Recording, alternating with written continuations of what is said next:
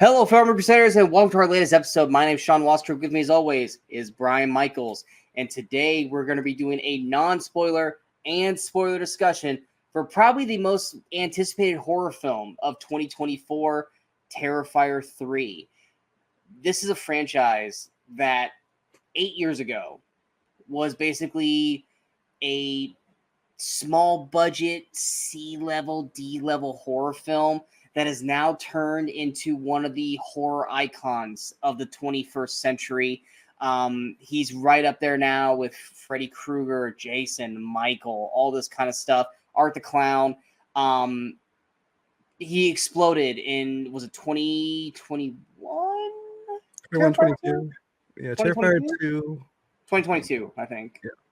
Yeah, Terrifier 2. 22. I wouldn't say blew everyone away, but it definitely... People knew of Art the Clown, but they never saw any of his movies. And then Terrifier 2 came out, and then all of a sudden Terrifier became this big thing. These movies are made super fucking cheap, but they make bank. I think the first film was made for $35,000, and it made $400,000. The second one was made for I think $250,000, and it made was like 11 million or something like that. Yeah, something like that. And then this one I think was made for $1 or $2 million.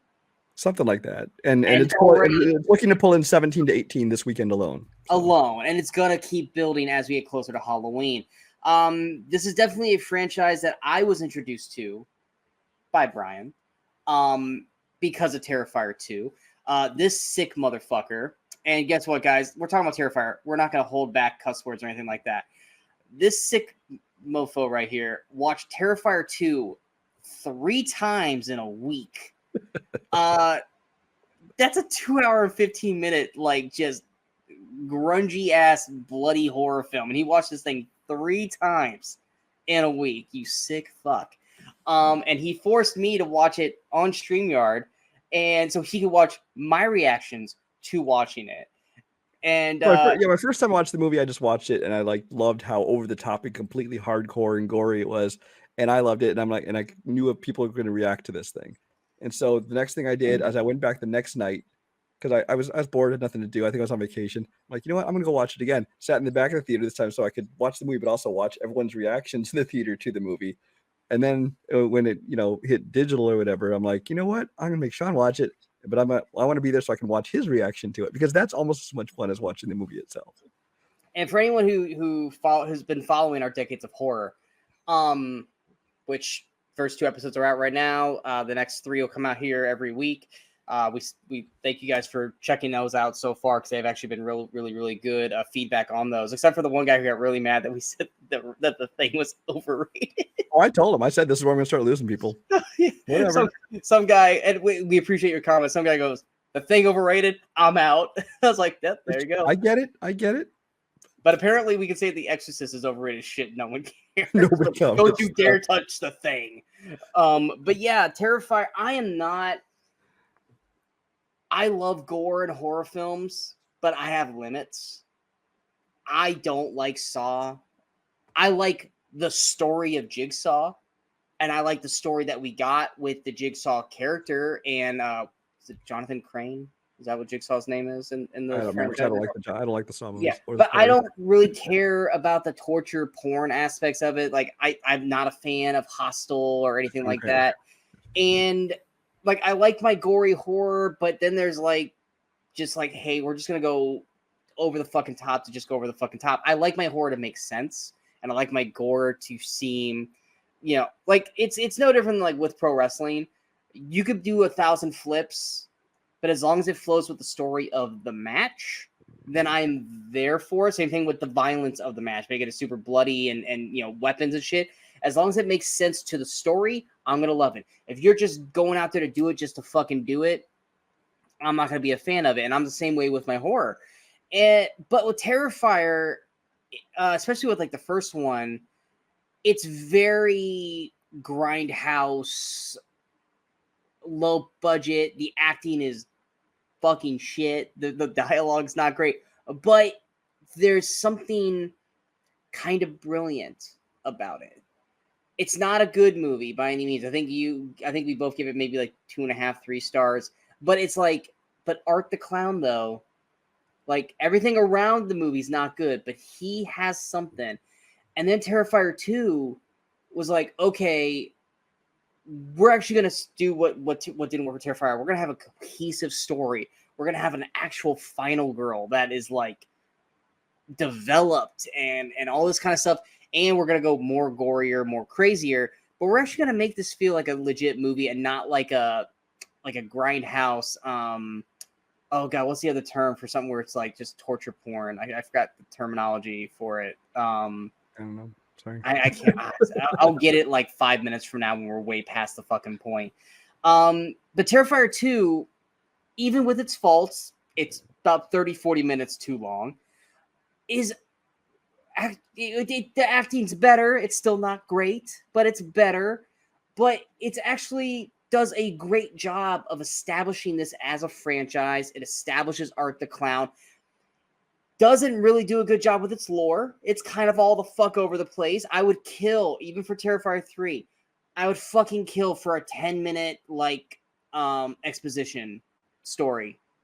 Just give me some fucking exposition for why. I feel like it's like I feel like they're intentionally trying to set up this big lore, but they don't want to answer it all right away because they want to spread it out and they want you to come back for more. So they're kind of giving you a little bit here, a little bit there, a little bit there. But it's like it's like watching the TV show Lost, which I really enjoyed Lost, but they kept asking more questions without answering. I'm like, well, wait, can we stop with more questions so you've answered the first couple? It's almost like I feel like it's Damien Leone, right? Mm-hmm. Leone? Okay. I feel like he's like, look, I know this is important, but no one fucking cares about this. Let's just go ahead and kill a bunch of people and make it like. I'm like, okay, but come on, man. I need to understand why art's the way art is. Like, because he's not human. But I need to but the way Terrifier 2 ends, I'm sorry. I need some fucking context.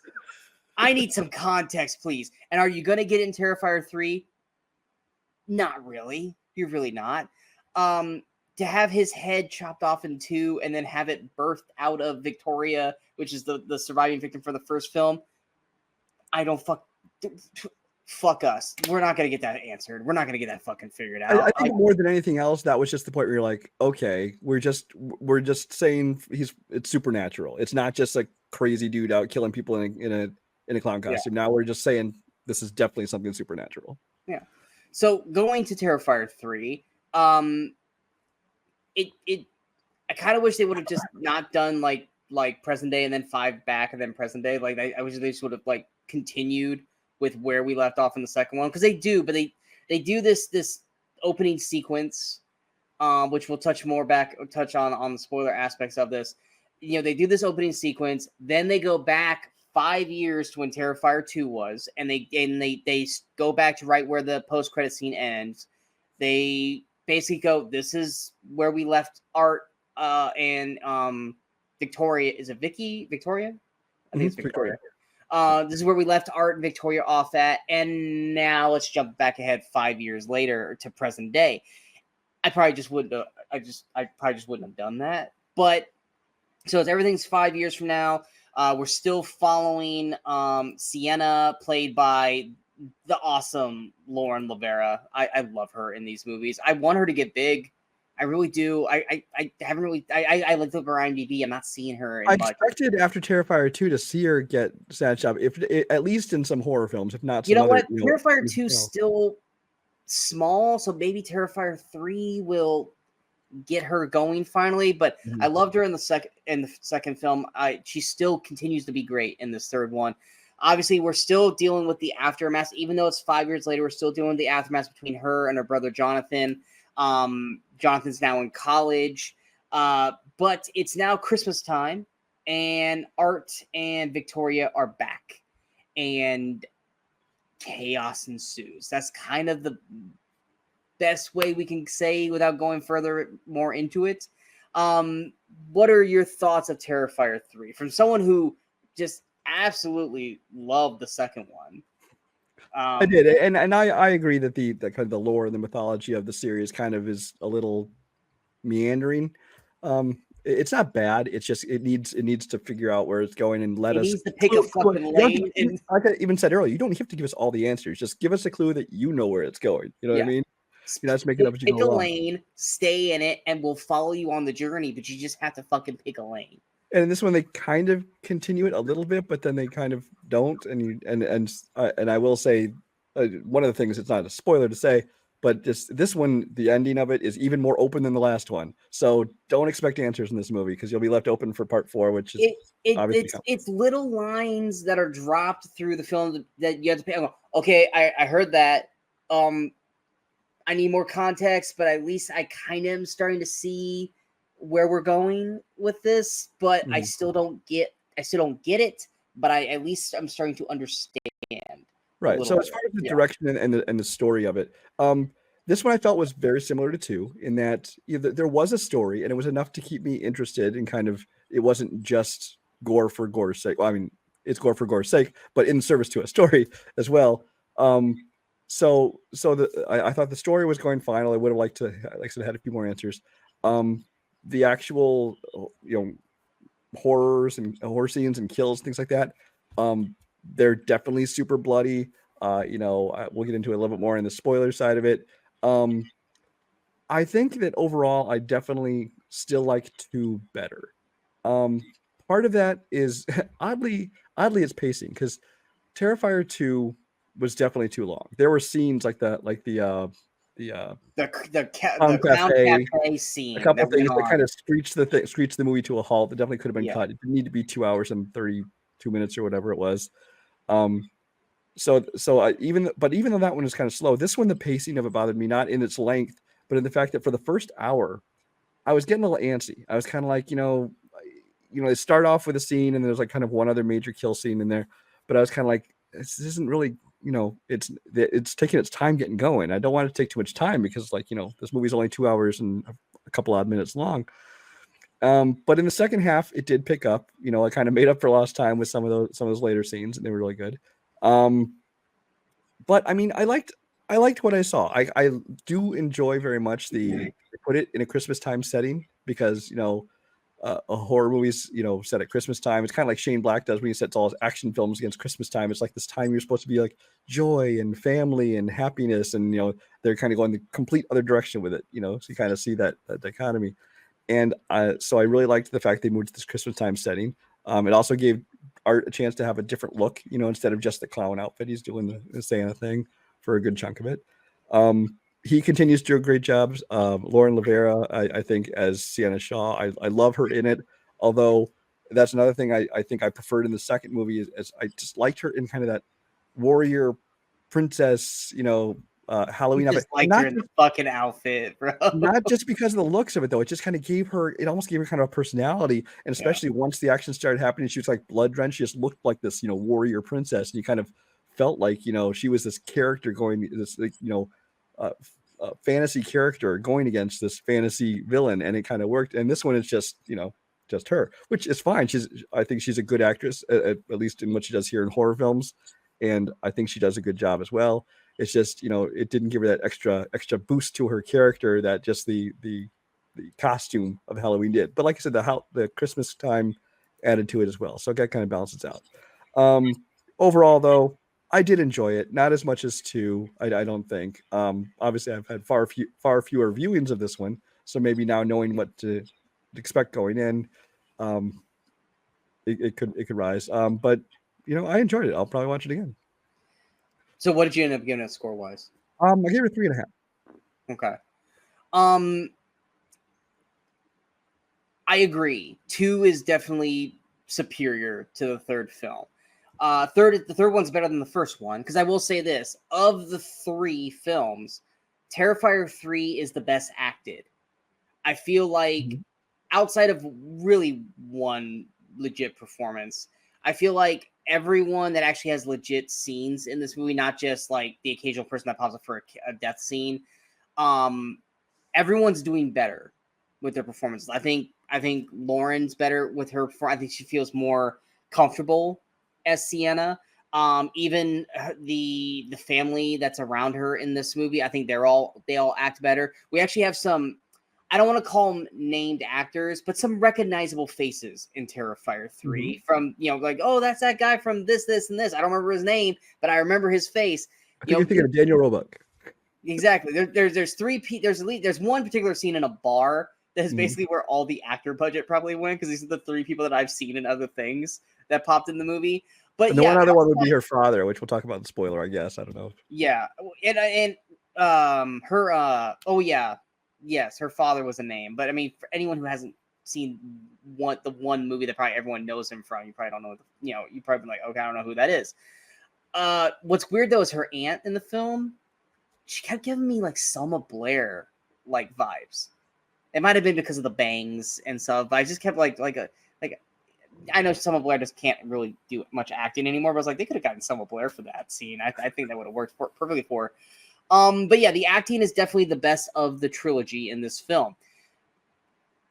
But if you were to tell me that Terrifier 2 was the one with like $1 million, $2 million budget, and Terrifier 3 was the one with a $250,000 budget, I would believe you, because I don't see where this higher budget came into play in Terrifier. I was thinking about that today, and I think that probably a good chunk, because it's not, I mean, in terms of multiples, like this one costs 4 times as much as the previous one. Yeah. It sounds like a lot, but you're also thinking it still cost like $1 million to make or whatever it was. I know. What I think a lot of that probably was, they paid the director more to come back. They paid the stars a little bit more to come back. Because when I look at what the movie is, and then I look at what Terrifier 2 is, Terrifier 2, way more sets.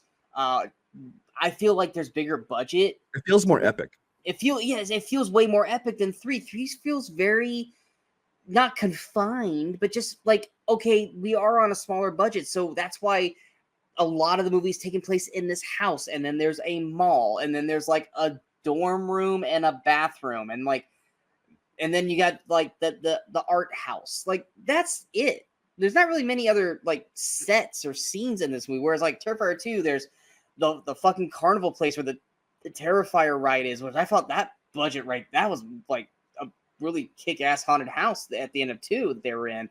And then you have all these other houses and everything they're going through there. I felt like 2 is the one that would have had the bigger budget, just because of how, like I said, epic in scale it was compared to this. I feel like almost to a point too, as gruesome as some of the kills are in this movie, I feel like they also held back on this.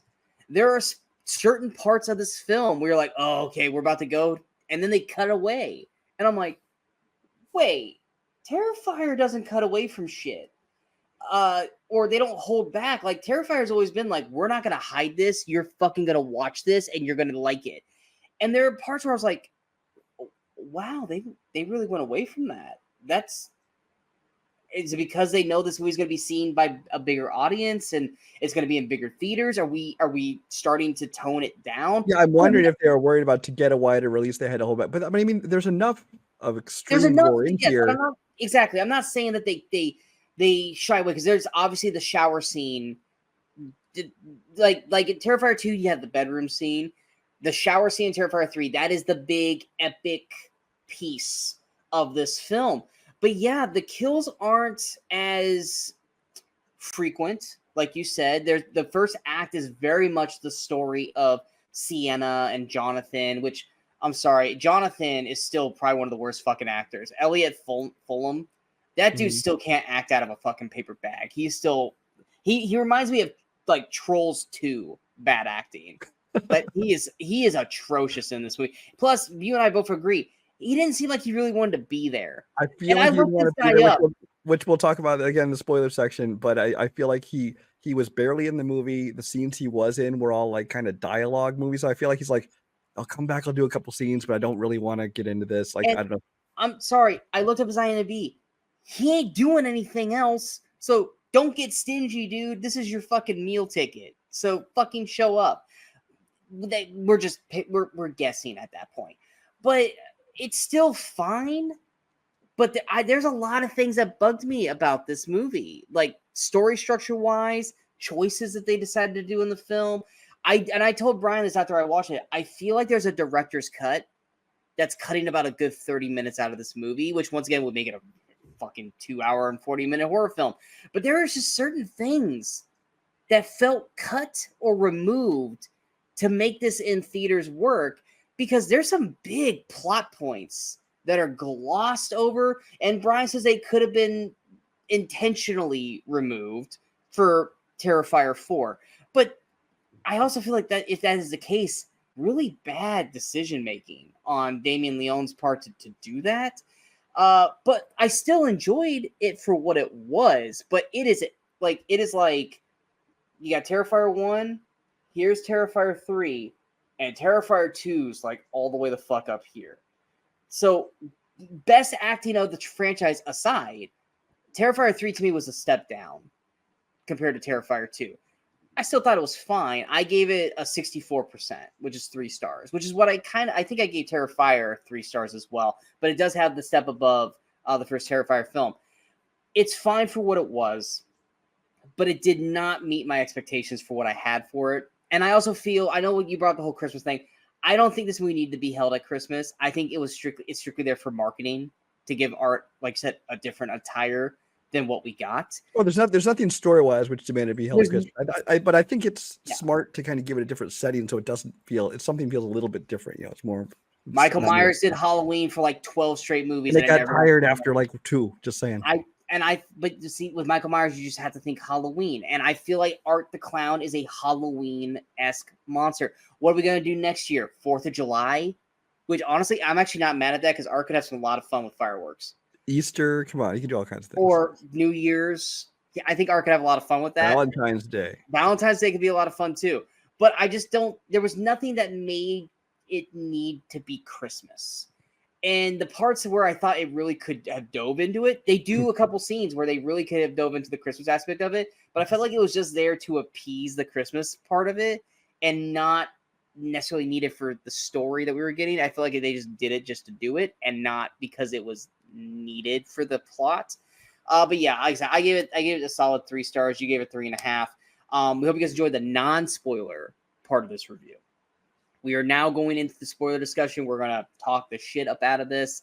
We're going to go into great detail. So if you guys have not seen Terrifier 3 and you guys are planning on seeing it, stop this video now. Come back after you watched it. If you guys don't fucking care about being spoiled, here's your 5-second warning. 5, 4, 3, 2, 1. Here we go with the spoilers. I don't think that opening scene where he goes in and kills that random ass family was needed in the film. I felt like they forced that in because there wasn't enough death in the movie already. Because when the fuck did he do this? Based off the story that we were getting, when the fuck did he go and just attack this random ass family? Because he seems like, for the most part, he's got a relative one-track mind. It's very much a Laurie Strode and Michael Myers situation here. He's looking for Sienna. That seems to be his fucking focal point. So when did he fucking decide just to randomly go into this one family's house and just murder everybody? I feel like this is kind of like the beginning of Scream movies, when they have some random people get killed by him. We would never, Anna Paquin and Kristen Bell never come into this story. Omar Epps and Jada Pinkett Smith don't ever really come into that story.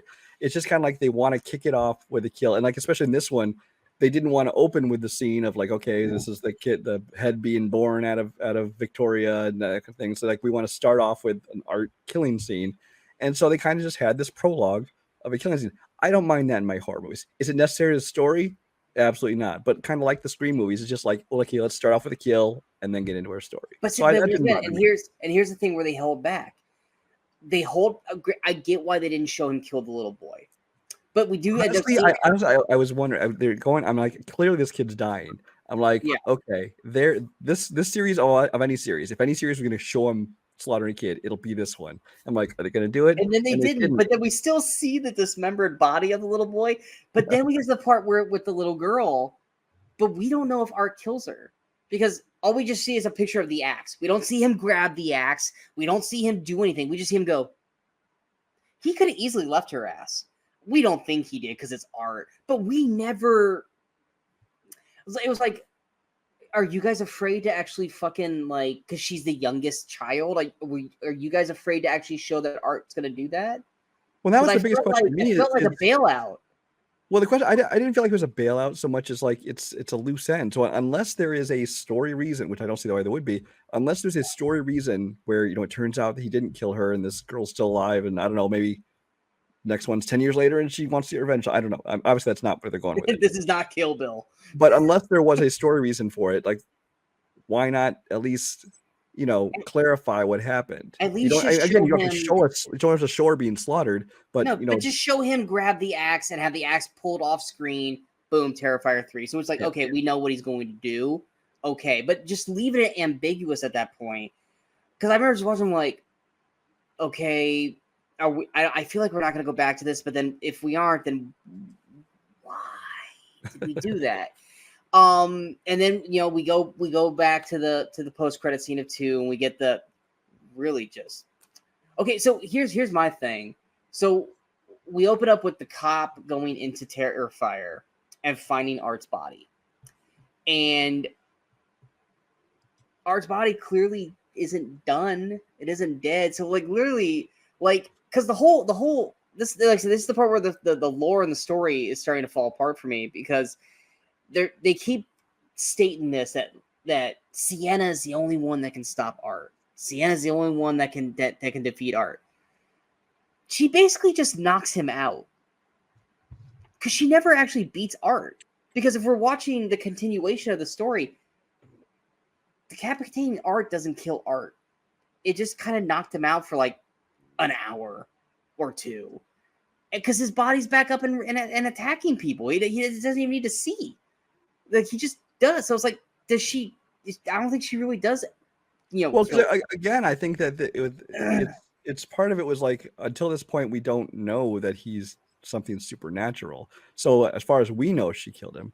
But then the whole mystic part that 2 ends with the sword and her coming. No, we knew he was supernatural by the end of the first film, when he blew his brains out and he was alive. And then she stabs him in the head with a fucking iron, and that didn't take him out. And she was like, because she killed Art like 8 times. Fair. I was completely honest. I forgot how one ended. Come on. So ignore everything I just said. It was uninformed. But I mean, it's every movie. Every movie they think they kill Freddy Krueger. Every movie they think. But that's the thing. But that's the thing, though, is that they whenever they kill Freddy or they kill Jason, they kill him, and then he shows up months or a year down the road or something like that. He doesn't really pop back up like 20 minutes later or 2 hours later with and then he goes back and he finds his head, which is now coming out of the fucking vagina of fucking Victoria, which make sense. The other big problem that I had, where the fuck was the girl? Like, they even make that a point in the story where Jonathan writes to Sienna going, we have to kill the little girl. The little girl's the key. Well, guess who was not in the whole fucking film? The little girl. Is it because she grew up and they couldn't make her look? Then hire another little girl to play that character. Why? Where the fuck was she in this movie? Well, that's why when the movie started and we didn't have the head. She takes when the movie head. started, we didn't have context for where we were in time. I was there, and then he finds this little girl, and he doesn't kill the girl. I actually stopped talking. I was like, "Oh wait, is this the origin story of where this girl came from? Is it she joined? He like took her in as his, protege or whatever?" But then I realized, oh no, because the 5 years later that we're going to is 5 years from Terrifier 2, and like Jonathan's in college and things like this. So I'm like, okay, that's not the case. So then where is the little girl? And they never bring it up. And again, because they referenced her in like Jonathan's letters and things, clearly it's something that they are planning to address in the next movie. But it's like, because I liked her in the second movie. I like that character. I like the look of her. I thought it worked perfectly. I would have liked to have seen her in this. She could have dressed up like as an elf or something like that. If they wanted to do it with a Christmas theme, that would have been cool. But instead they brought Victoria along for the ride, which I didn't like that. I didn't either. I didn't want to see more of Victoria. I never really liked the look of Victoria to start with. I was kind of hoping that when she slit her wrists in the bathtub, that was just kind of the end for her. But then instead she became like Art's mouthpiece in the whole last act, and it's like, no, we don't want it. We don't want him to talk, even through her. We don't want to know. Exactly. He's not that kind of character. Which is where the third act fell apart for me, because Art's not the main villain. Victoria is. Art's just the muscle. He's basically, it's almost like kind of like Freddy versus Jason. Victoria is Freddy, and Art's just kind of the Jason. He's just the brute. that's there. He's not the mastermind. Well, see, I felt like it was. Maybe I misread this. I felt like it was Art talking through her, or No, whatever this demonic evil presence is that is Art is no. talking. Art felt more like the knife, and Victoria was the body that was controlling the knife. It felt very much because you had that moment where she's doing this whole monologuing thing with Sienna, and Art's just kind of holding Gabby like the goon would.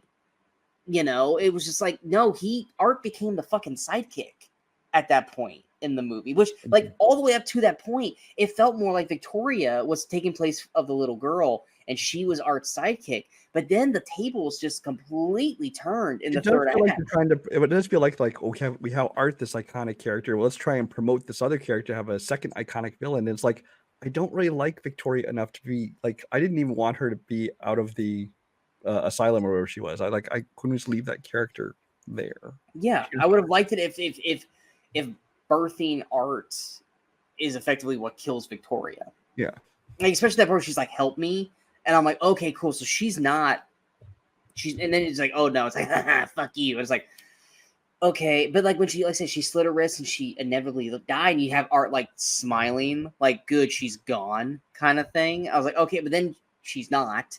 And they just kind of continue with her. And I'm just like, that's a choice. But then you give her this, well, like... Here's the question. Why did she slit her wrists? Exactly. To go to sleep? Because that was the other thing, too. Is just like, okay, well, if Art just immediately woke back up, what the fuck's he done for 5 years? He just sat out and looked out the fucking window for 5 years? Like, that made no sense to me. Is he recouping? Or is he just turning off? Is he powering down for 5 fucking years until someone accidentally, stumbled across him and woke him up? That part made no sense to me. It'd be one thing if, like, she had Art's head and she took Art's head and, like, put it in, like, a fucking plant or something. And then she slit her wrist and died. And her dying with, like, maybe, like, the plant inside the thing was, like, transferring... like her life or power into Art so Art could regrow or some shit. Like, I would have preferred that than him just sitting in a fucking rocking chair and just, sitting there for 5 years in like a catatonic state until someone woke him up. Like, it's like, it's the little stories aspects here. It's like, I need someone to explain, make sense, because this just looks stupid. This is stupid that would happen. Like, you have like basically like kind of the Michael Myers house, but I don't buy that Art would have just stopped hunting Sienna and Jonathan at that point and just been like, oh well, okay, I'm just gonna chill until I get woken back up. Because if those guys ever walked into that building, would Terrifier 3 have happened? Because there's no reason for Art to have woken up until those guys came and woke his ass up. Yeah, that's the part that makes no sense to me. There has to be a reason for it. And that's the other thing, too, is even when we get to the inevitable end of the film, Art doesn't get killed in this, like in 1 and 2. He just is like, all right, fuck this, I'm done, I'm out. He just leaves. He just gets tired of fighting her and just bows out. It goes to the fucking bus stop. Like, what? Like, there's not even a kill. Like, I mean, he got his throat slit and he got stabbed and shit, but it was basically just kind of looked like, all right, I'm over this. Like, I'm done fighting. Like, I'm gone. Peace. Bye. Yeah. Well, like, the whole conversation that we'll have, but exactly. It's just like that shit irritated the shit out of me. But like, Sienna's been in a mental institution or mental hospital for the past 5 years. She seems to. They claim she's scarred all over, but we don't see it. She's got like these 3 that you barely could see. You barely could see it the whole time. But I mean, she gets picked up by her uncle, and there's a whole other side of the family, which you got another little girl, Gabby, and you got her aunt and her uncle, which is like, okay, that's fine. They're a better actor than her fucking mom was, because her mom was atrocious in the second movie. Her mom was basically act normal and then just go into a cussing rant in the second film. That's basically all she was in that. Like I said, Jonathan still acted poorly. Like when his roommate is acting circles around him, that's saying something, because his roommate's not a great actor either. Well, the thing is, okay, so for the first half hour of the movie, I literally started thinking like, did I see? Because I didn't watch Terrifier 2 right before I watched this. So I'm like, I was stopped to think. I'm like, wait, am I remembering wrong? Did Jonathan die in the second movie?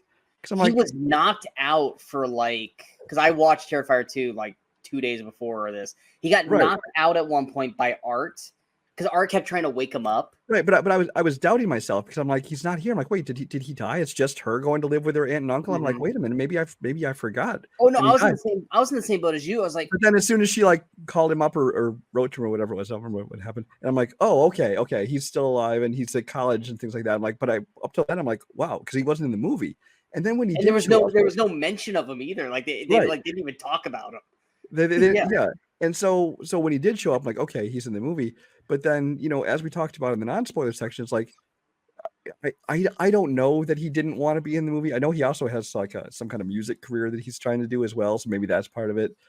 Maybe they just decided not to use him much in the movie, but he's not in very many scenes. The scenes he's in are, like you said, just dialogue scenes. And then we're jumping ahead a little bit, but he dies. Apparently, supposedly he dies off screen, completely off screen. And every single person I've talked to or read a review of it, they're all doing that. Like, why would you kill off a major character like that off screen? Now, yes, you want the shock of, oh my god, it's Jonathan. But at the same time, it's like I kind of feel like he didn't want to do any horror scenes. I don't know. But here's the whole thing about it. The last moment we see of Jonathan, he's just waking up. And he gets a cell phone call from his aunt saying that Sienna's having a fit and that you need to come over right now.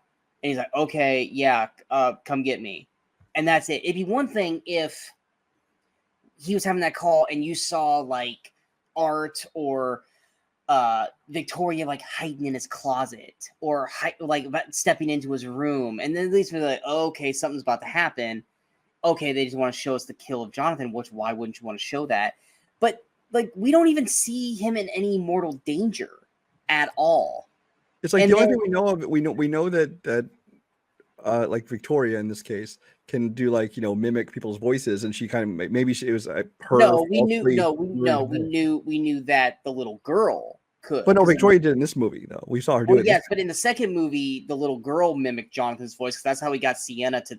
Right, but I'm saying that in this movie establishes that Victoria's doing that as well because Art's still silent. So I guess we're supposed to think that she's the one who lured Jonathan to the house in claiming that she needed to come for Sienna, and then which it wasn't because we saw the aunt talking to Jonathan. Right, we saw her legit having this conversation. But that's just it. It comes out of nowhere that Jonathan is dead, and so it's like I understand if you don't want to use him much in this movie, if you don't, or whether it's not he didn't want to, or whether you decide not to use him when you wrote the script, Damien, whatever. But it's like to take a major character, bad an actor as he is, and kill him off screen is kind of like, yeah. It's if he is officially dead, that is a huge, huge black mark on this movie.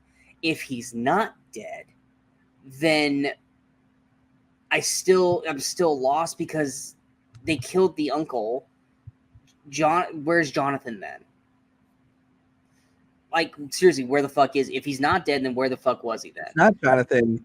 Art went through the trouble of finding the exact same style of glasses to put on his head. Well, yeah. So it's just it's just like I feel like there's a director's cut somewhere with Jonathan's death. Which once again, but why would you remove it? Because I'm not gonna lie, when Sienna goes downstairs and Art and Victoria are there and the body of the uncle is on the wall, I thought that was a dream. Because she got knocked out, and I was like, okay. I was like, she had a bad dream, and then it's like she wakes up, I'm like, oh shit, that really happened? Because Art like completely just got rid of the fucking Santa Claus. Well, I also briefly thought because right before that scene, you had the infamous shower scene where he's using the chainsaw on the dude and sticking it in his ass and kind of cutting up his balls like that. Yeah. And then you see this dude pinned to the wall with the same kind of damage done there. Now, for a brief moment, I forgot that he also had cut off, sections of his arm and stuff like that. So I was like, wait, what's his name? Greg? It was Greg. I was like, is that Greg? Or no, Greg is the uncle. I thought it was the roommate, Jonathan roommate for a minute. And I'm like, wait, why is he here? And then you realize it's the uncle, and you're like, again, it's an off-screen kill that's like, why? Exactly, because the last time we saw of him, he was right outside Jonathan's dorm, And you could tell that clearly wasn't Jonathan talking to him. So we're like, okay, we're going to see him die. Nope. So that's 2 kills, completely done off camera. But then Art completely ditches the Santa Claus costume and somehow also knew where Sienna lived, because how the fuck would he know, unless he looked at maybe Greg's driver's license? I don't know. Something. How the fuck they found where she was staying. But like everything about that didn't feel like it was a real sequence. It felt like it was a dream.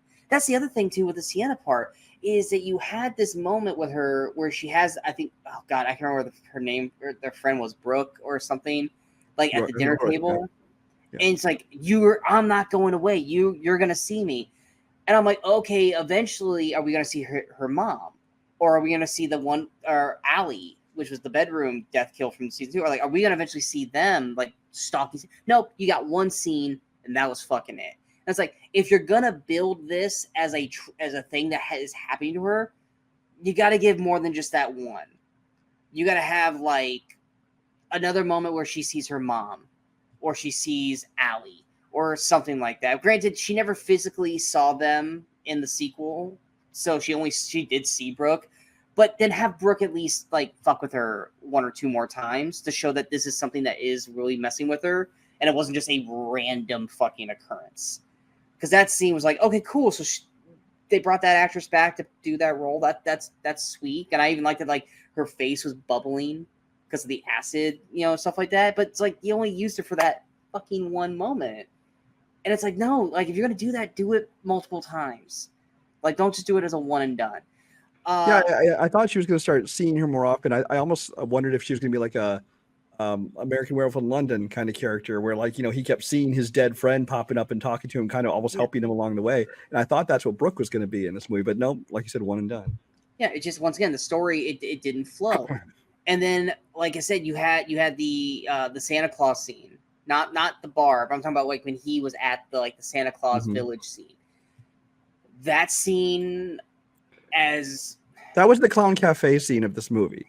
Because it's a scene that completely could have been taken out, and yes, it was kind of fun to watch him blow up a bunch of kids and things like this. It's like, okay, fine, but it's a scene that was completely unnecessary. But even then, by Terrifier standards, still kind of felt like a cop out.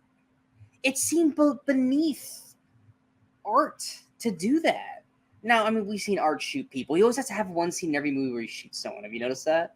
He always has to have at least one gun scene, which I don't know why we keep focusing on making Art have a gun. But even blowing up the Santa's village and killing all those people, and mostly kids, I just felt like that was like, it was almost kind of like him using the gun. It's like, no, Art, you would have done something more devious than this. Like, you would have had like chocolate that had acid in it, and the kids ate the chocolate, and then by doing so, like, it's weird that I was watching these movies and I was coming up with more devious fucking ways to kill people, because I thought this is more about Sean than about this movie, by the way.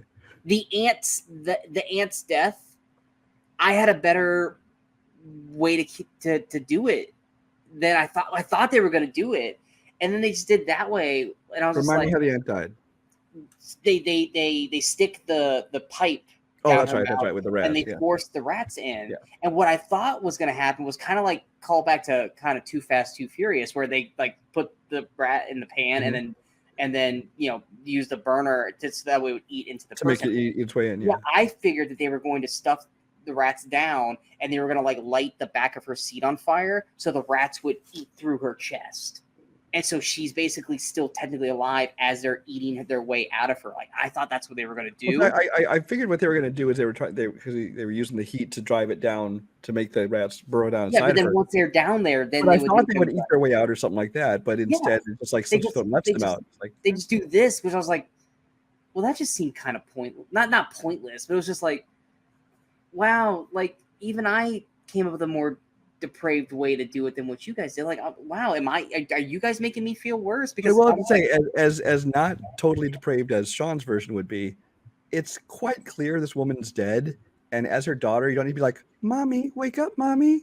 That was that was the one thing too, is in because Terrifier 1, the main annoyance, because my girlfriend watched the first film, she did not get to watch the second one, so I would have loved if Kimberly had seen the third one, because then I could have brought her on to talk about this. She just got too busy to watch the second one in time. But the first film is notoriously bad for how stupid every fucking character is in that movie.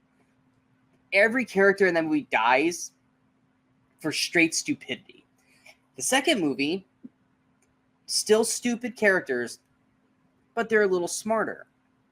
This movie, I wouldn't say there's really that many stupid moves, except for the girl, in the shower. Let me cover my boobs because I'm worried about my boobs being seen while Art's attacking us with a fucking chainsaw. That was really the only stupid thing.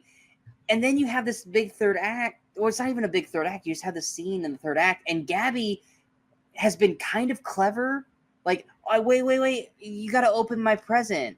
Let me grab this present for the sword and stuff like that. And her just kind of being a little bit on the ball. And then literally, Sienna's about to die. Her head's being forced into this chainsaw. And instead of Gabby grabbing the sword and like stabbing Art, I was waiting for that. Yeah. Yeah, that's what I was waiting for. She just stops and says, like, fuck you, Sienna. Mommy, please, no, don't be. I'm like, no, you knew your mom was dead like a little bit ago. Pick up the fucking sword and help Sienna. Sienna's about to die. What the fuck's wrong with you? Like, it's just like, don't make the character just be stupid for the sake of plot because you just needed her in that area for the floor to go away. And it's like, then have Art already hit her once. Have Art hit her back again, like after he stabs her. And then boom, there goes the floor. Don't have her just stand there like a fucking idiot. Like with her mom, when literally Sienna's face is being driven towards this chainsaw. Like that irked me. But like you said earlier with two had such an epic final act with Jonathan and Sienna fighting Art, and there was like levels to the fight throughout the Terrifier haunted house. The third act just in this one was like, okay, well they're just fighting in the living room. Like I said, that's why it felt like the budget for this was in Terrifier 2 and not 3, because it's like it felt like, look, we just don't have the budget to fucking do a big bombastic finale, so we're just gonna have you guys fight in the room here. Well, it's like this one they had like so small compared to the second one.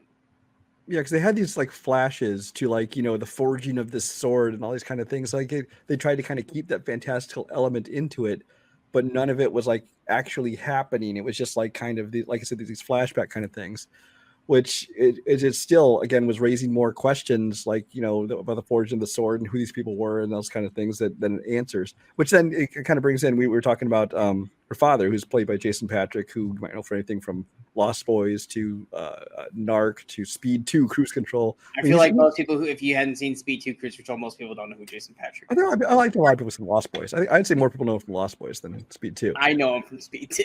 But I mean, he's generally is at least a recognizable actor. But so I did not recognize him in this movie.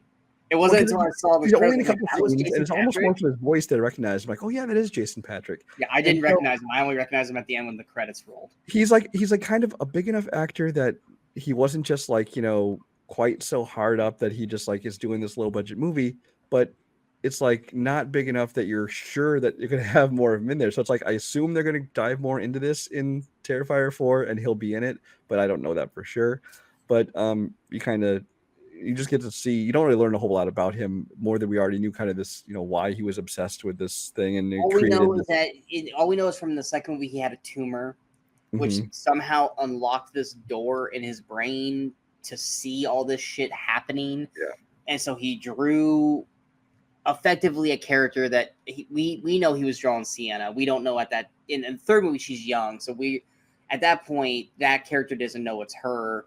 But then he didn't know at the time, because I think he drew the character, and then when he hands it to her, also like has this revelation of everything that's going to happen to her in the future, essentially. Yeah, almost like he touched her hand and he got visions, and then you had the door light up red, like something was coming through, and then once again they just it'll go back to it. Yeah, so you have a little bit more backstory of this fantastical element of it, but like you said, this ending doesn't incorporate it. It's almost more like it's a Scream, killer trying to kill you in the house kind of ending, more than anything else. And all we really get storyline wise to what we're going on here is that Art's a demon. Vicky or Victoria is like this. Well, that Jonathan thinks it's the little girl that's like his beacon, but you find out that it's Victoria that's the beacon because she's on the brink of death, even though she technically kills herself in the beginning of the movie by slicing her wrist. But she's like this beacon between life and death, so like that's what like grounds art in the real world or some shit like that. Like, but then once again, like it's almost like the demon is talking through Victoria, or maybe that's Art using Victoria as his voice box.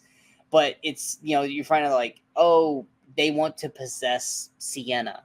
Like, which I thought that was as soon as she like started possessing her and like her eyes going on, I'm like, okay, they have me interested now, because what if she starts attacking, Gabby or something like that? It's like, this could be an interesting way for this to go, where she's got this internal struggle she doesn't want to kill her, but she's possessed and then in the course of that conversation, they say that like Sienna was chosen by the angels to be the only one that can stop them. But once again, there's never been a point in this franchise that Sienna has stopped any of them. She just seems to be the only one that actually puts up a good fucking fight against them and fights back. No one else fights back. Everyone else just kind of cowers and begs.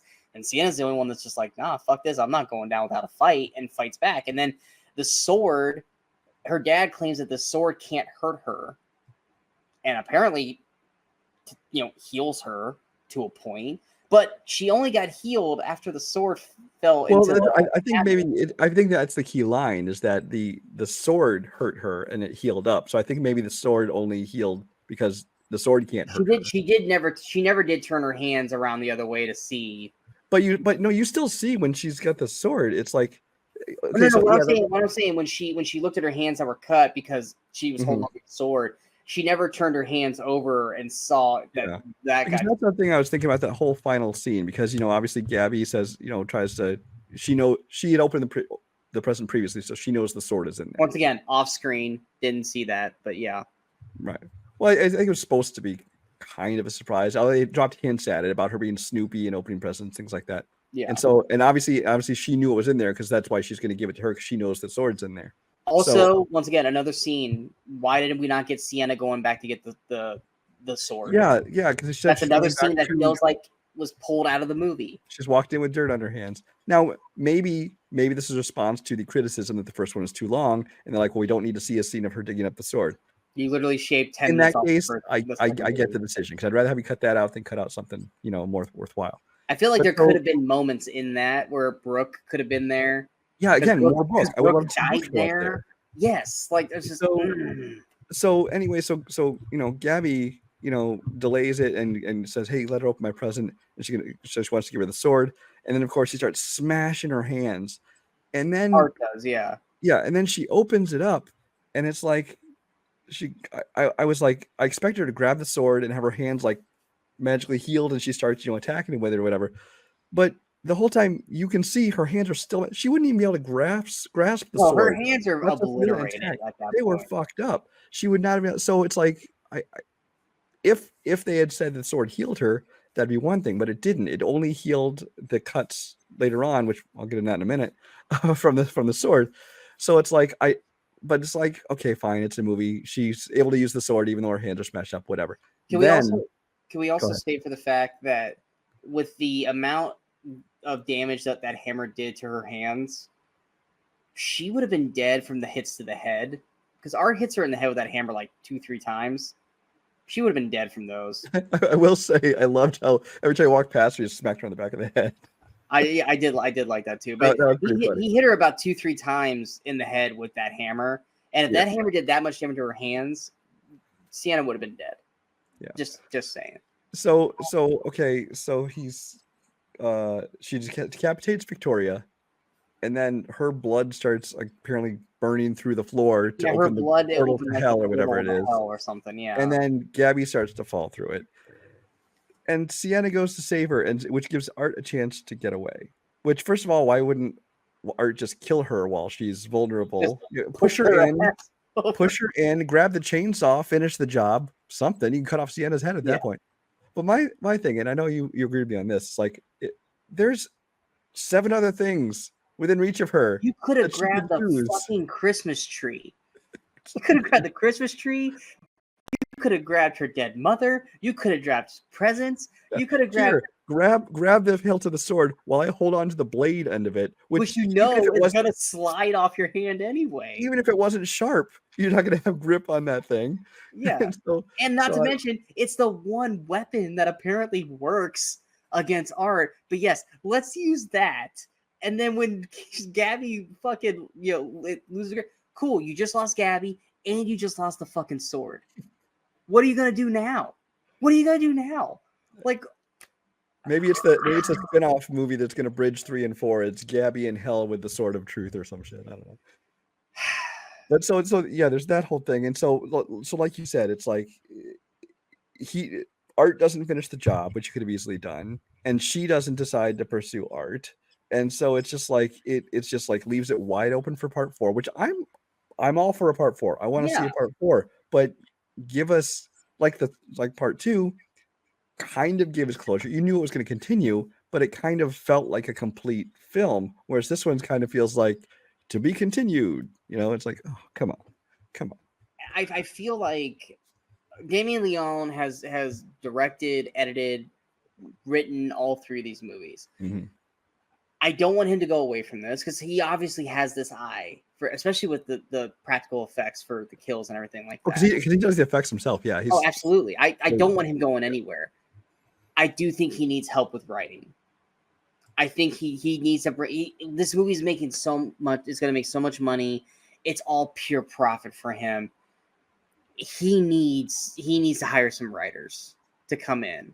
You stick to the kills. You stick to the humor that Art has, because that's one thing is Art definitely has that. Is it David Howard Thornton? Howard Thornton. Yeah. You're perfect as Art, dude. Don't change a damn thing. Everything you're doing, the physicalness of Art is perfection. Don't change a damn thing. But you need help with the writing, because you got it. You're telling me, this is how I tell like this one person's 100% control of the film, that no one went through that third act and said, "You sure you want to do this? Because this makes no sense." No, he has full control. He's going to do whatever the fuck he wants to do. You need people in there that's going to go, okay, why would she use the sword? Because you're getting rid of the one thing that can. Yeah. Where are we going with here? Why? That's just it. Is if that had not been the last scene in the movie, because we didn't know at the time if it was or not. If that had not been the last scene in the movie, and part of it was she needs to stop him, but now she no longer has the sword, and maybe that's probably a plot point in part 4. But it's like, but to just drop that at the end of 3 with no explanation for it, it's like you kind of left it open. And I think part of the problem is that he made part 1. He probably thought it was a one-off horror film. He was able to get together. I want to say it was like a crowdfunded thing too. When he made part 2, he was able to make this one. And again, he kind of had a kind of open ending, but most horror movies are like, oh, maybe the killer's still out there. It wasn't like necessarily. If it wasn't for the post credit scene, part 2 had a definitive ending to it. Yeah, I mean, it still had unanswered questions about the whole her father and all this stuff, but it was its own movie. I think going into 3, I think he knew, okay, I'm going to get to make more than just 3. I'm going to get to make maybe 4 and maybe even 5. And so I think he started thinking, oh, well, I can just leave stuff open. But it's like, but at that point, he kind of went too far into leaving it open and didn't make it feel like a complete film. And I just hope that he has an end game. So it's not just like each movie he's just parceling out these little things without knowing where they're going with it. I want him to say, okay, I have a 5-movie plan for this. And so I can have the answers and have it build to a logical conclusion. Yeah. Because I mean, it's like it's. I don't want to say it's enjoyable, because I don't enjoy watching the kills. I'm more interested. I'm twisted. It's enjoyable. Yeah. I'm more interested in. Wow, they made that look really fucking good. I'm not like going, yeah, but I'm going, that's brutal. But goddamn, you're doing stuff in this that movies that are like $10 to $100 million can't make look real. So whatever you're doing, dude, you're fucking amazing at it. But goddamn, man, you got to make this shit make sense. You got to because it's all the fuck over the place, and just the decisions in 3 were just frustrating. Like, it's frustrating in the first one, but it's like, okay, this movie was made for $35,000. take what you're getting and just be happy that it's actually somewhat working. 2, you started to develop stuff, but you didn't have a clear-cut plan to it. 3rd movie, at this point, dude, there's no more excuses. You got to have a fucking idea. So the 4th movie, bring some writers in, close the gaps, make it make sense, and just have a stronger through line to what the fuck you want to go. Like you said, an Endgame. Are we going to end with 4? Fuck no. This thing's probably going to go to 10 movies because none of these actors, not saying that Sienna's going to survive through all the way to 10 films, but I don't see David Howard Thornton going off to do something else. This is his meal ticket. He's going to do Art the Clown forever, but like, it's not like he's casting all these big name, actors who are going to leave him to go do other things, but the thing, my thing is with Terrifier is like, I wish like if this was like a trilogy of film, like if 2, 3, and 4 were like the Sienna Shaw trilogy, her thing against art, I'd be good with that. And I'd love to see more Terrifier movies, but I almost think I'd prefer if they were like one-off Terrifier movies. I don't want a big overarching mythology. I just want to see like Friday the 13th used to be. It was just like, here's him and a new group of people, and let's just fucking watch him kill people. But you almost need to, like, Terrifier 4 has to continue the story because that's what I'm saying. If you conclude this series, and then can we?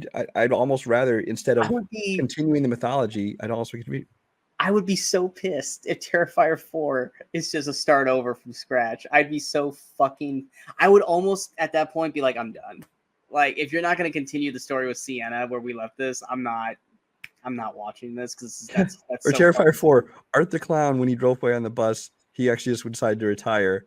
Now it's just some other random killer. Yeah, I was just like, if we're not going to go back to, I'm invested in the Sienna story now. I need you to have a completion for this story. Once that story is completed, like, and that's the other thing too, with all the crazy shit that's gone on, don't you think Jonathan and Sienna would have moved? No, let's keep staying in the same fucking town where, your mom got, obliteratedly murdered and your friends and all this shit. But no, let's stay in town. Like, I guarantee you, Art's probably not going cross country. If you probably just fucking moved, I don't think Art's going to follow you. I really don't think that's going to be the case. I also feel like, outside of like just the initial gut punch reaction, I don't feel like she really was all that broken up that Jonathan died. Now, granted, she was kind of fighting 2, demons, and Gabby's life was in danger. But once again, her brother is supposedly dead. I don't feel like we really got that moment with her to really fucking mourn that. It was more. I definitely felt. I think she did a good job of kind of conveying the horror of realizing that that's her brother that's dead. But again, like you said, she didn't get to dwell on it because she's in the middle of this fucking situation. I think now. But now I don't think we can see on her mom either, because she never. The only way she found that her mom died in the second one is because like her ghost talked to her.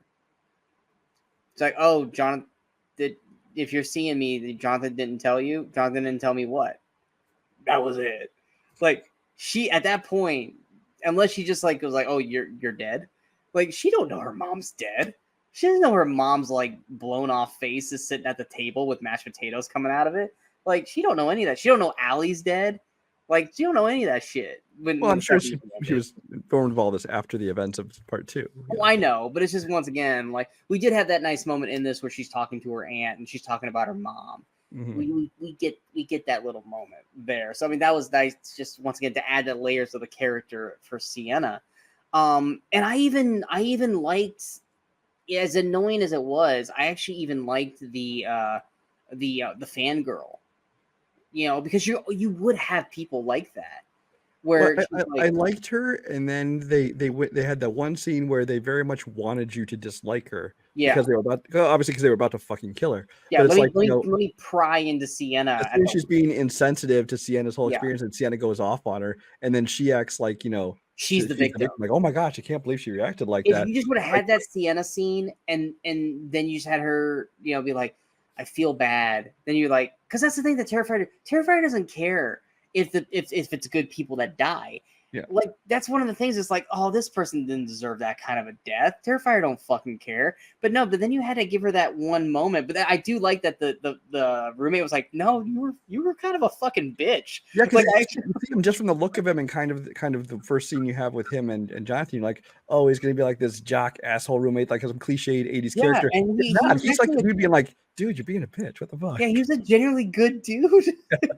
And he got the worst kill. Well, that's why there's one line where they're like, oh no, his roommate treats him like shit. It's like, not that we saw. Yeah, it's like, now he kind of treats you like a little brother. Yeah, a little bit. Like, we need to get that man laid. No, yeah, you kind of went overboard with her. You kind of deserved it. I would say we kind of skipped over that scene. Okay, the shower scene. Yeah, we weren't gonna end this without talking about the shower scene. Everyone's calling this like the bedroom scene of this movie. Now, first of all, I want to say, like in the previous one, in the bedroom scene, and like any movie ever that's been released, I call bullshit on all of the fucking reports. Like, oh, people were fainting in the theater.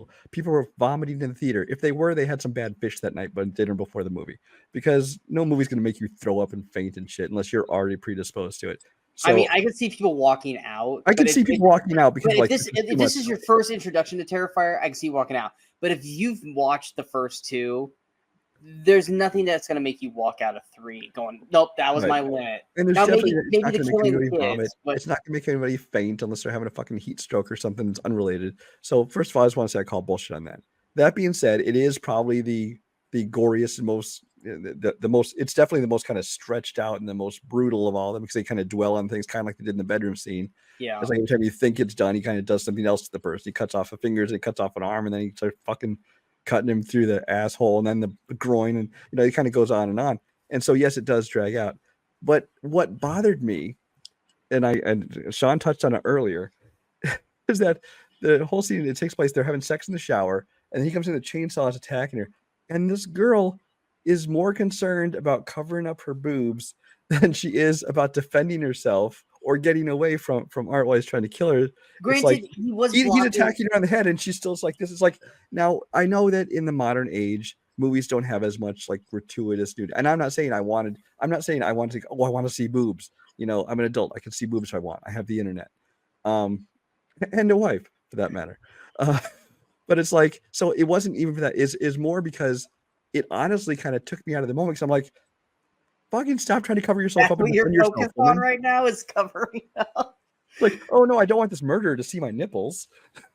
Yeah, because I mean, like even at that point, like she probably couldn't run because Art and Cole is the roommate's name. Oh, yeah. They are kind of blocking the exit. Like, there's no way for her to really get out.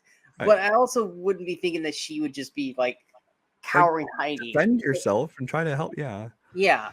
So I mean that was, and the thing is too is that like the bedroom scene in 2.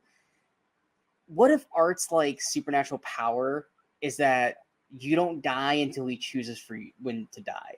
Yeah, so you do live through these. You'd have been dead from blood loss alone. Yeah, there's so many, or you would have passed out from the pain. Yeah. There's so many of these things where it's like there's no way this person would still be alive.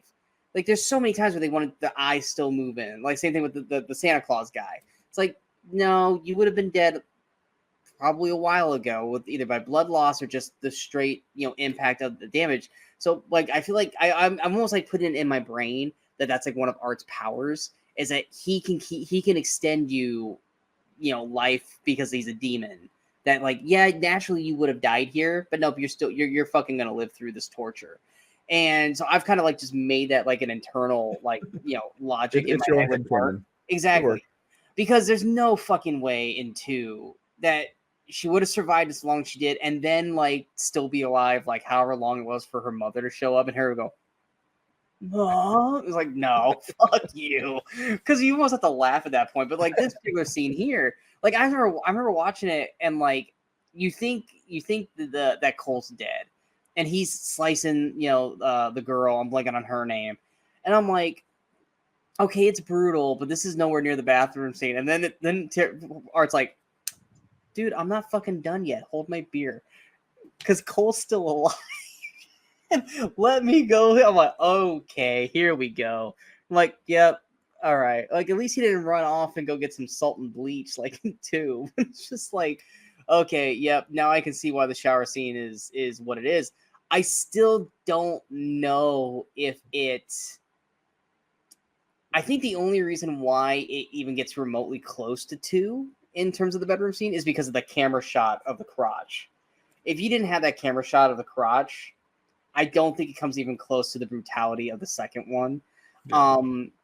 But yeah, I still think the bedroom scene is still the most brutal. Oh yeah, this doesn't get close to that. I honestly expected. I mean, as bloody and brutal as this one is, like if I had not seen 2, I'd be like, holy shit, they kind of went over the top of this kill scene. But it's not near like Yeah, 2. no, Well, because two, I mean, it dragged it out. But then it was also the sadisticness of him. You know, it was because he sliced her up and he was like flaying skin and things like that. But it was when he comes back with like the salt and the bleach. It's like there was nothing in that moment that like went, okay, we're gonna take this to the next level. And then even when the mom comes home, he's still at work on her. And then even if you go even to a different scene into when he attacks Brooke's boyfriend, it's all just right into the junk the whole fucking time. And then he rips it off and then he like waves it in front of the window at Brooke. And it's like that even then, is that there? It's just like, no, it's like Art kind of peaked on his sadisticness in 2. In the third movie, like, yeah, he's doing stuff. But it's like even his death scenes in the third movie, outside of that shower scene, relatively tame for what Terrifier. That's why I said I kind of felt like they were outside of the shower scene. I felt like they were holding back in this, maybe because it's going out to a wider, feeder count than the first one and the second one. Because, like I said, the children death scene and stuff like that, I felt like they were holding back as much as they could without it losing its identity for what Terrifier is. But it's just, like I said, I didn't hate the movie. I was more frustrated with it.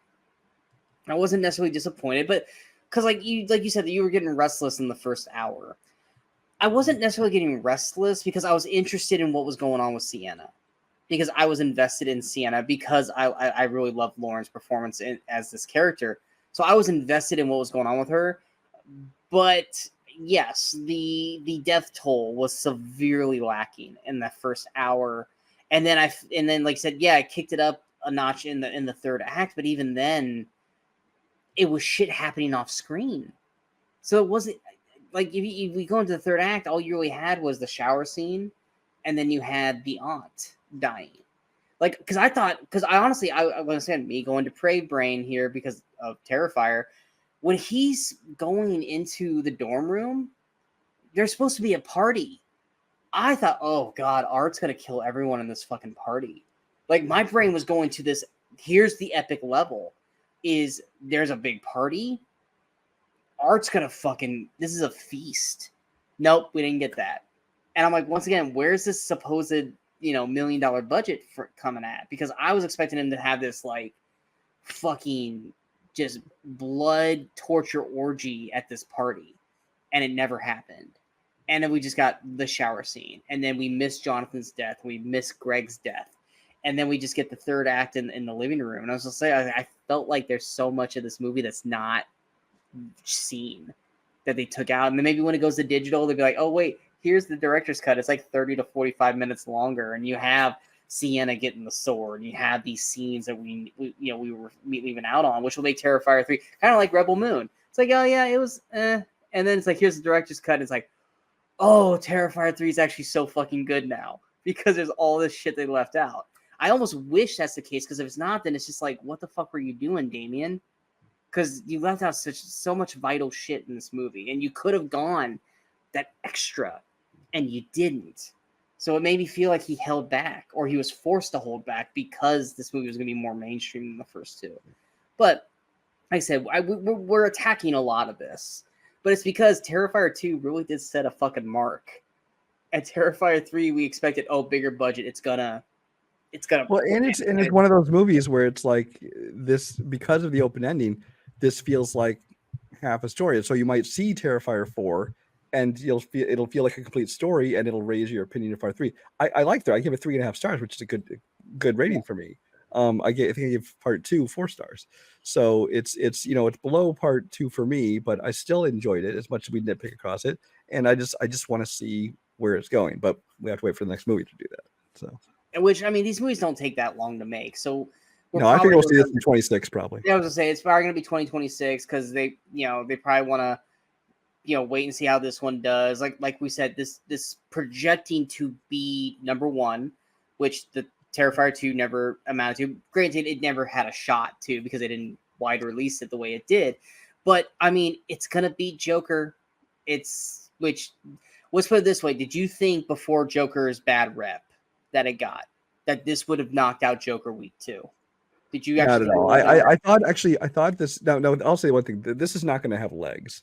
It'll make a little bit of money. It'll have legs through Halloween. It'll make a little bit of money between now and Halloween, but it's going to make the bulk of it is people that came out this weekend to go see it, the opening weekend, who had heard about part 2 or had seen part 2 over the years since its release and went to see it. The one thing I hope is that part 2 got a good chunk of money this weekend because of the double featureness of it.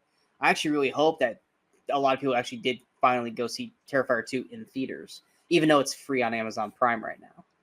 Yeah. But part 4 is already it's definitely happening because David Leon's come out and said they've already confirmed they're making part 4. We don't know when it's going to come out, but like you said, I've guessed 26. And I don't think they've signed on Lauren for that yet because it's not on her IMDb yet. The only person that has it on their IMDb yet right now is Damien, and I think David is signed on. I can pretty much. I mean, they might not have the details of the contract out, but I guarantee you she's going to be in 4. Yeah. David right now is currently not.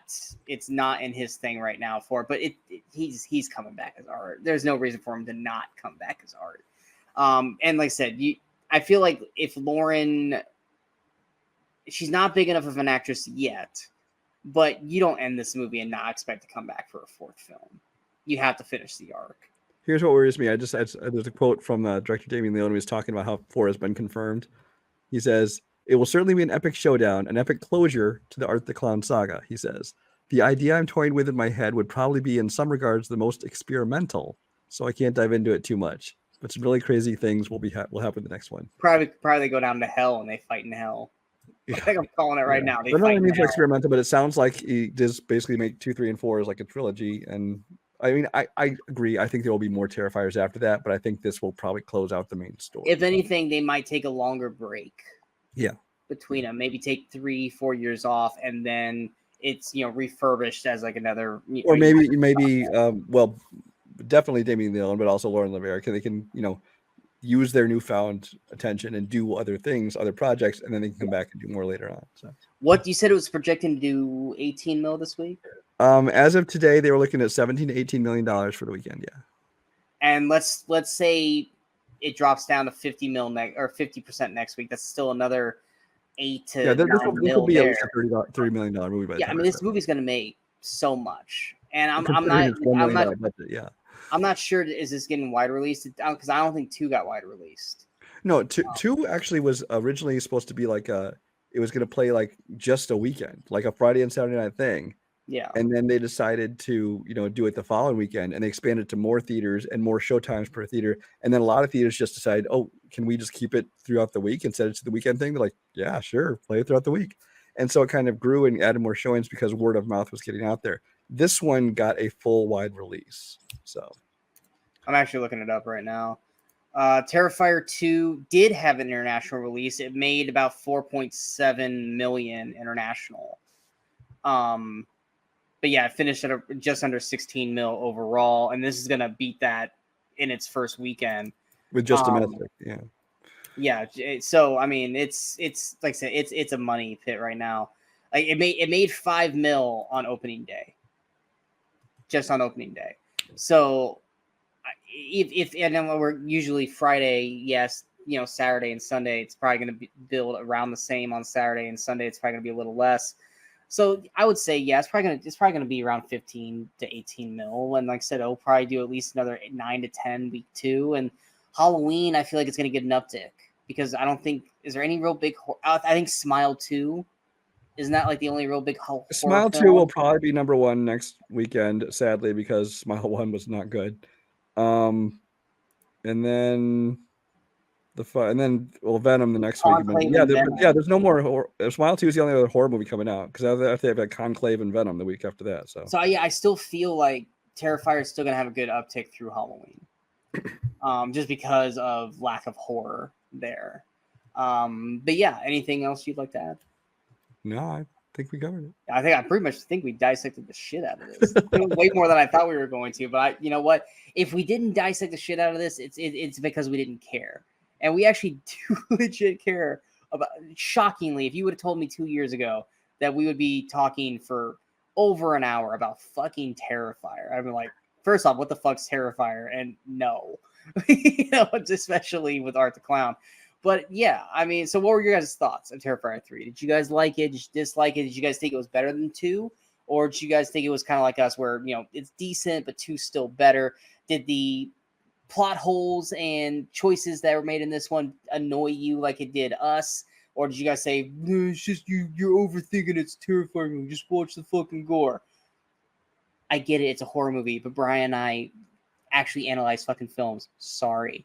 But either way, let us know in the comments below. We hope you guys enjoyed this non-spoiler and spoiler discussion of Terrifier 3. If you guys did, hit that like, share, and subscribe button to the channel so you guys stay updated with all the latest videos pop up on the Movie Crusaders. And of course, don't forget to follow us on all the social media outlets you see below. Out right now, we have a review for Saturday Night, which is one of our more anticipated movies of the fall. Also, 2 episodes of the Decades of Horror, the 80s and the 90s, is out right now. You guys have seemed to be liking those. We're going to be continuing. Next week, we will have the 2000s, 2010s, and then 2020s right around Halloween. So I hope you guys continue to watch those as we continue to make them. We actually have a lot of fun talking about those. We're going to have fun talking about 2000s here in the coming week. Like we said, Smile 2 is next week. I don't know if I'm going to be seeing that or just wait till eventually hits digital. I think they'll watch it then, honestly. Naomi Scott. If I do, it's only for Naomi Scott. Yeah, it's like Naomi Scott is literally the only reason I would want to check out Smile 2, not for the fucking plot of the film, just for Naomi Scott 2. Or Naomi Scott, not Naomi Scott 2. Also, Goodrich with Michael Keaton and Mila Kunis comes out, as well as on Netflix, we have Woman of the Hour with Anna Kendrick, her directorial debut, and also The Shadow Strays, which is from the director. Is director or directors? So one Director. dude. Timo of The Night Comes From Us, which is a real big martial arts film that Brian and I have both talked ad nauseum about on this channel, loving. We actually used to name that after an award. So Shadow Strays is the next movie from those guys, so we'll hopefully check that out as well. And then, like I said, in 2 weeks, we got Conclave, which is a movie that Brian and I both had zero interest in, but we're interested in it because this actually looks really fucking good. And then the third fucking Venom movie, which we don't care about. So, like I said, we got plenty of stuff coming up here. We hope you guys stick around, especially for Decades of Horror. But until next time, we are the Movie Crusaders. I'm Sean Waskrug. That is Brian Michaels. And in case we don't see you, go watch some movies and go have some fun.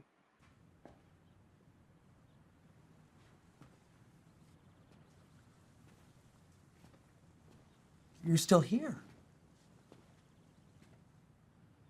It's over. Go home.